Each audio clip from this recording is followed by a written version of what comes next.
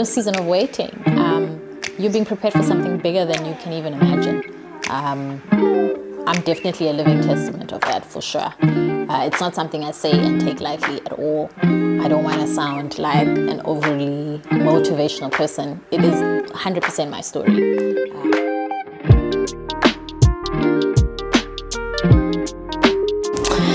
Hi everyone, welcome back to my YouTube channel.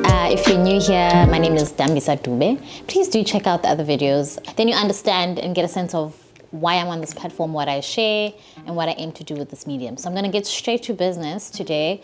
And the topic that I'm discussing today is something that I've been asked about a lot. And I've actually never really known how to perfectly frame it, but I'm going to try my best to keep it really succinct, simple, straight to the point. And today I'm going to be shedding light on my career journey, my career path, why I decided to go into this particular line of work, what have been the challenges, what have been the surprises along the way, because there have been many, and what have been the gems. And I really just want to encourage other people who are maybe considering taking a similar route to just keep going. Let's dive straight into it. So if you're new here, you won't have this context, but I attended school at a German school, which is very untypical for a girl like myself. I come from the Eastern Cape. My parents are both, teachers, middle class family. We got an amazing opportunity to come to Germany when I was younger. And I spent a bit of my preschool and second grade, I think it was around that time in Germany. And so that obviously influenced my trajectory, all things schooling. We came back, I went to two German schools, Deutsche Schule Johannesburg, and then I spent the rest of my schooling from the third grade till matric, which is our Abschluss or A-levels for those who come from other countries, at a school called Deutsche Schule Hammansburg in KZN, KwaZulu-Natal in South Africa.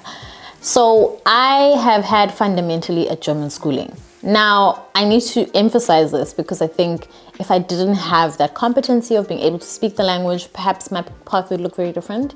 And I know for sure that certain decisions that I made along the way would have been very different if I did not have this community, if I didn't have access to the country as well, if I did not have access to certain networks within the country.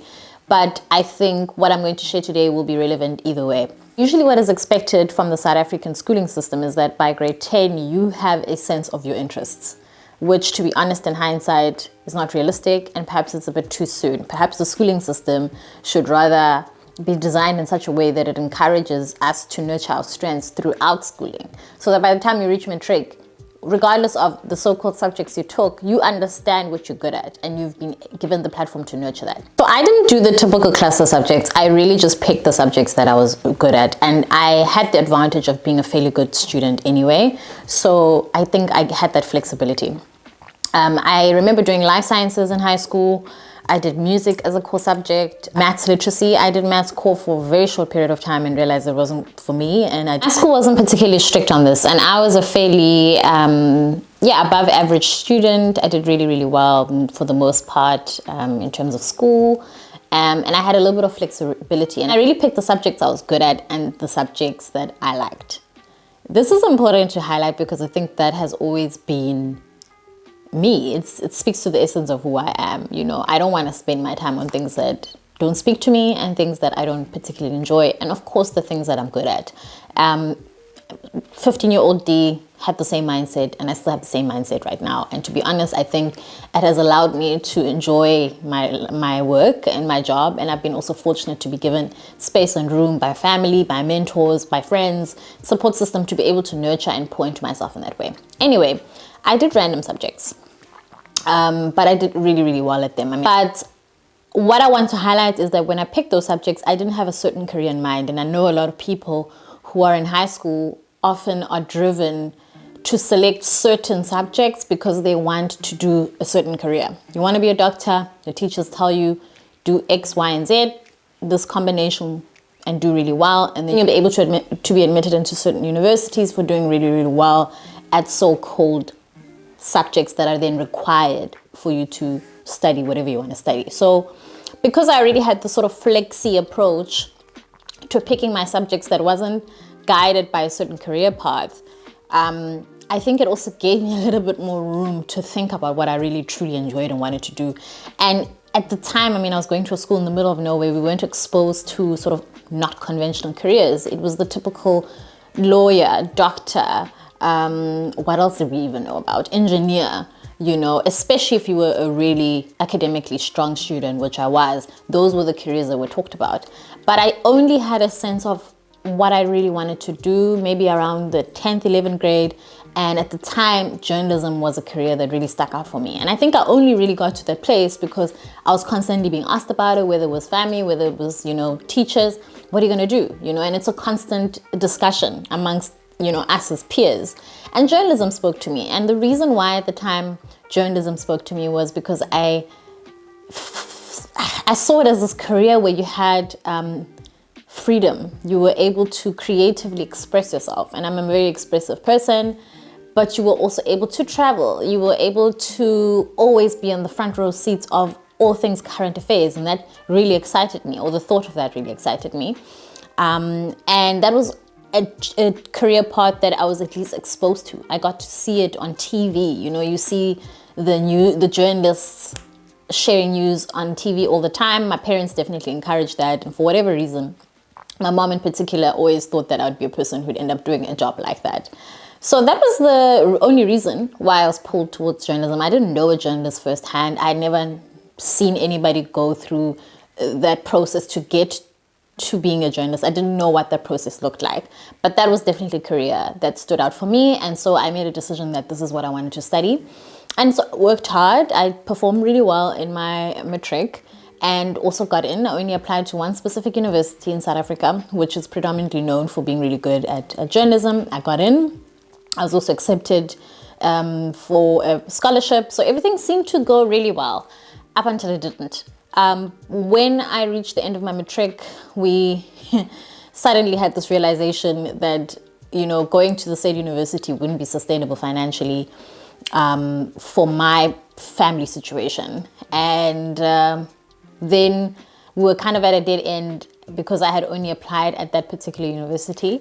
And because I had really good results, I think I had also that room to, one, sit with that, but also to have the options available to me to then say, okay, this said university that we thought we were going to go to, where you had the scholarship, but now even with the scholarship, it's not going to be financially possible for us. Perhaps look at X, Y, and Z and other options. I didn't want to do that. I can't really remember why I was so firm on I'm not just going to go anywhere. But at 18, I made a decision that I'm not going to go anywhere else. I had set out to do this particular career at this particular university. And if this option is no longer available to me, I need to actually think about it. And going back to the beginning about my relationship with Germany and having been exposed to the side of the world, I also had the option of knowing people in Germany. And I just decided that I was going to take a gap year. Now, people who don't know me might be listening thinking that is such a privileged thinking process. And to be honest, it really is. I have to really put that out there. That is not an option that's available to everybody. And to be honest, I didn't think it was available to me until I challenged and sort of was adamant on it. And I planned out what I was going to do all by myself. And I told my parents, and I feel like they had no other choice but to agree. And I decided to come here and do au pairing. Because at the time, I didn't want to be pushed into a line of work or a career that I was not going to enjoy for the sake of doing it, you know, and have my family pump funds into a career path or a university that I didn't want to do. And so taking a breather was luckily an option that was available to me. And I come from a very middle-class family. We were just so fortunate to have connections and contacts and relationships that we had nurtured throughout my schooling in Germany.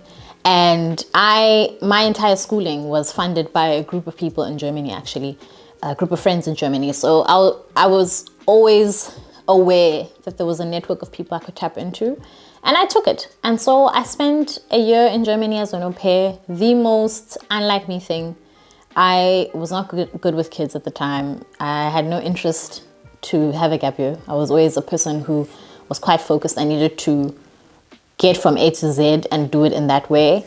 It was very untypical for me to decide this, but I'm glad I did in hindsight. So this is important context that I wanted to be a journalist. Things did not work out the way that I wanted them to, and so I took a breather. take what we will from that. Okay, so then what happened after? I took my gap year, and during my gap year, I spent my year with a really amazing family who was just a gift. And we would have these conversations about life, about what pulled me to journalism. And I got to spend the year to really, really introspect and think about why I was initially pulled to journalism. And like I mentioned, it had more to do with being, exposed to current affairs, having a front row seat, being able to share news with the world. But in my gap year, I got to understand that I as a person was actually pulled to engagement. I was pulled to conversation. I was pulled to making a change through conversation. And I had this burning desire to change things in some shape or form. So I wanted my contribution through my career to be meaningful, which explains my thought process up until this point, where I didn't just want to do things for the sake. And that was the theme and still is the theme.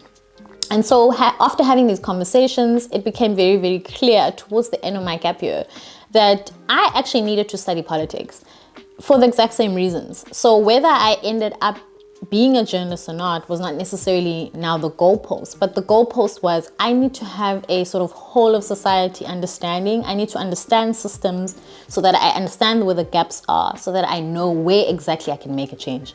And so that's my journey to why and how I decided on politics. I did not have in mind to be a minister, to be a president. In fact, the performative elements of politics don't interest me at all, but it was more to understand the system so that I was still able to use my gifts, my strengths to create change, but to do it meaningfully, because now I'd understand, and have a full picture of the society that I want to operate and make a change in. And it was the best decision I ever made. And in hindsight, taking a bit of a break, pausing, spending time, lots of time, evaluating that decision, thinking about it, introspecting, really, really helped me to get to my why. And I will forever be indebted to my family who supported this wild idea. They just had to trust me. But also to the family I stayed with who supported me in thinking and created space for that, so they extended beyond just being my hosts, but really were invested and still are in who I am as a person. And without being asked those questions and being given that safe space to be able to inquire, to introspect, to think, I would have never understood what my why was and what I needed to do to get to my why. So this is very, very important for my journey. So I became clear on that. I spent the remainder of my time in Germany applying to universities, even universities that I'd never even considered before, just because I never had thought about my career with all that intention when I was 16, 17, 18. But now when I had this clarity, I started really focusing on where do I want to apply, what is affordable for my family, for my situation, and what are the institutions that offer this particular major. And I studied at the University of the Western Cape, and it was definitely one of the best decisions I made for my career. So I studied a Bachelor of Arts, majoring in communication and political studies. I also did psychology in my first and second year, and I really, really thoroughly enjoyed it. There were other subjects I also did, but those were the core. So politics and comms, and those two focus areas are definitely still a huge part of my career right now. But when I got to my third year, and I'd finished my degree, I realized that I was more passionate about politics. And so I made a decision to pursue and continue with politics in my honors and my masters. So I did a Bachelor of Arts honors, majoring in political studies, and also my masters, majoring in political studies. And the comms components weren't part of my postgrad journey at all, but I made a clear-cut decision to continue politics. And throughout my studies, the political faculty, my peers, the modules that were available to us just always resonated with me so much. And I think the other accompanying modules that I did that weren't my majors really played a role into, nurturing this interest that I had, my why, wanting to make a change, understanding the system. So I was always very much driven by that. And I had to also perform well. I think there's this misconception that when you do a Bachelor of Arts, it's for people who don't necessarily perform academically well, which is not the truth. There's a lot of people who had extremely amazing results in high school and just opted to do a Bachelor of Arts because that's what they were interested in. And this misconception, for those who are watching and are not familiar with it, comes from the fact that the requirements to do a Bachelor of Arts are not necessarily as high as perhaps in other degrees. And to be honest, I think the requirements to do an arts degree are very much the same as the requirements, or similar to the requirements you need to do a law degree or psychology or social work. I mean, this misconception comes from a very uninformed and silly place, if we're going to be really honest. So working hard is very much an important part of the journey. You know, just because you've gotten in, whether you did a Bachelor of Arts or something else, I think what is really, really important throughout your journey is to really, really do well. And I was very, very focused. My goalpost was one. I also understood that I don't have the room to fail because my situation looks like this, and I want my family to be proud, and I want to do it in a limited time period because I have things to do, I have dreams to chase. And so I was very, very focused. I wanted to do extremely well and did exactly that, and that carried me throughout my studies till postgrad. While I was studying though, I participated and did a lot of extracurricular things, you know, being a peer educator. During orientation, those people who take first years around, I was one of those people. I was a mentor, a peer mentor, and I met some of the most amazing people through that program. I volunteered off campus. So not only did I keep myself busy on campus, but I made a conscious effort to extend and widen my network even beyond the campus network. And that led me to development, coincidentally, actually.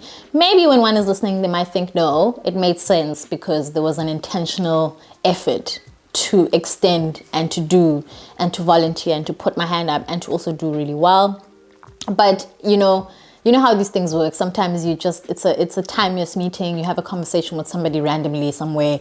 Suddenly you have a job, you know. So I had a very similar experience where I was working at a call center while I was pregnant with my daughter in my final year.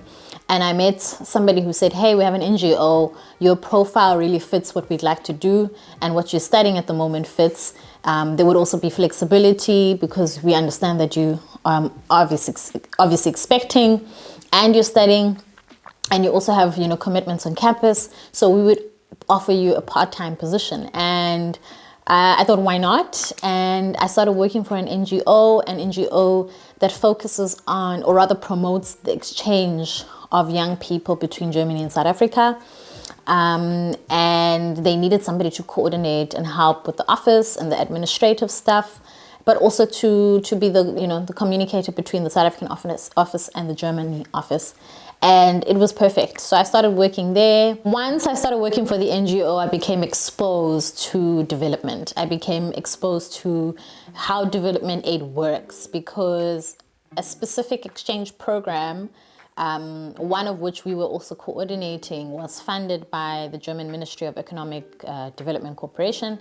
And this particular ministry is the main ministry that funds development work, or the development agenda for Germany in general. So I became then exposed to this world of development that I had never even thought of. I just wanted to do politics, to understand systems, to make a change, but I hadn't been clear on where exactly I want to make that change and how that change was going to look like. And when I started working at this particular NGO, I was in my final year. And I knew for sure I was going to do my honors because that had been the agreement with my parents to continue with postgrad studies. So I hadn't gotten to a place where I was pressured to start working and to pick a career path. So this was really timeless. I started working, became exposed to a huge network far beyond what I could have ever imagined. The work that I did at the NGO exposed me to not only the nature of development work, but also it exposed me to sort of other facets of society, like the private sector. What does it actually mean to work within the public sector, to work in collaboration, in partnership with? What does it mean to work with young people? That was my first-hand experience of being responsible and supporting and coordinating a program that involved young people. So the passion for youth development, youth engagement, I think was probably fueled and was started and sparked there. And it all came together during this time at this NGO. And I was working part-time. I was earning peanuts, but I was passionate and I was motivated and I was so incredibly excited about that work. But there came a point in time where my daughter was born and I had to also then prioritize making money and being able to sustain my life, but also be able to take care of her as a mother. And so, I don't want to paint a picture of, everything just sort of came together. There came a time where I had to take a break from working within this particular field that I enjoyed so much, and I had to look for opportunities elsewhere that would offer me better pay. And so I actually stopped doing my master's during this time, and I also left the so-called political NGO space, development space, and worked in tourism for a year and a bit to earn some money, and was completely driven by that at the time. But there were certain skills that were completely strengthened and harnessed and introduced to me that I didn't even know I had through my experience working for a destination management company in Cape Town during this year and a bit. Things like coordination, administration, working under time crunch, being flexible, being a conscientious and self-starter. All of those skills, working with different stakeholders, being able to manage big groups. Although I had taken a step away from what I enjoyed, I at least went into a different field with clarity that I was going to go back. And this was going to be a temporary situation for me that was completely driven by the fact that I needed to make money. Well, I didn't know that what's on the other side of that was actually learning skills that were going to be so important for my journey. So up until this point, I had made such intentional decisions. I had worked hard. Even with detours that had presented themselves to me, and everything along the way just contributed to where I am today. The people I met, the networks I made, the skills I learned, nothing is coincidence. So if there's anything you walk away with from watching this video, is just understanding that I had been so intentional, maybe even blindly, I don't know. But I've just always been driven by knowing what I'm good at, what I like, and just this gut feeling that, no man, I'm not supposed to be here. I've always had a very, very strong inclination for that feeling, and I've always followed it when it comes to my career, if I'm being very, very honest, and it never failed me. Yes, it came with working hard. Yes, it came with making some uncomfortable decisions. Yes, it came with sacrifices. I stopped doing my postgrad. I took a step away from my career. I attended certain big events, pivotal events for work, and missed out on certain academic opportunities. The road was definitely not linear, but there's always been this consistent feeling that I'm supposed to do this. I am good at that. And that is going to lead me to my why. It's going to lead me to a set role. And it really honestly did. So let's fast forward a little bit. So while I was working in tourism, I was approached by friends, connections I'd made during my time at the NGO about a job opportunity working for a German development corporation. Again, this speaks to the importance of networks, the importance of strengthening those networks, the importance of mentorship. This is someone I still look up to, somebody who's mentored me for sure, who thought of me. Even though I had left, he immediately thought of me and felt that I would fit the profile of that role, even though I had left the sector completely. And I applied for that role and I got the job.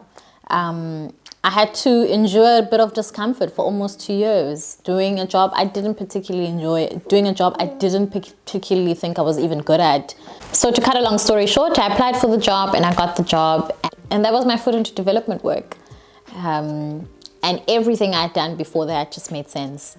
the voluntary work I'd done in varsity, the voluntary work I did post-varsity, the skills I learned while I was at the DMC and I was in the tourism sector for a bit, all of those skills were required for this particular job. And I would have never gotten that job had I not taken a break from the sector, had I not gone and strengthened certain skills.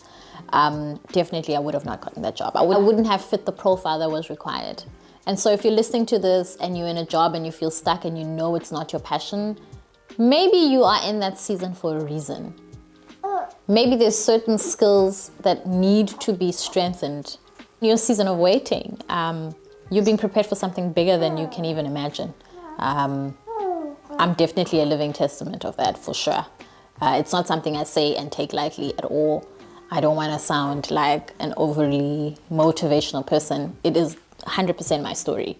That is something that I will tell anybody. Stick it through, work hard, and best believe you will be present for opportunities that are better and that are for you, but you will be rewarded for it. So that was my entry into development work. I never look back. And so that's really my journey. The fellowship journey, why I decided to take a so-called career break, needs its own video. I hope this video was able to give you some context into what I studied, my career path, etc. So we've come to the end of the video. If you'd like to hear more about my career break, my journey during this season, let me know. Share a comment, message me directly. Happy to do that. But this video resonated with someone. I hope that you were able to also take something away from this video and understand a little bit about my own journey. But yeah, as you can hear, motherhood calls, and so I'll leave it there for today. And thank you so much for the support, guys. I really, really, really appreciate it. Thank you for sticking through it. Thank you for supporting me. Thank you for encouraging me. Tune in on the next video to hear a little bit more about my journey, specifically, you know, here in Germany. Happy to share that. Yeah, like, comment, and subscribe, and see you next time.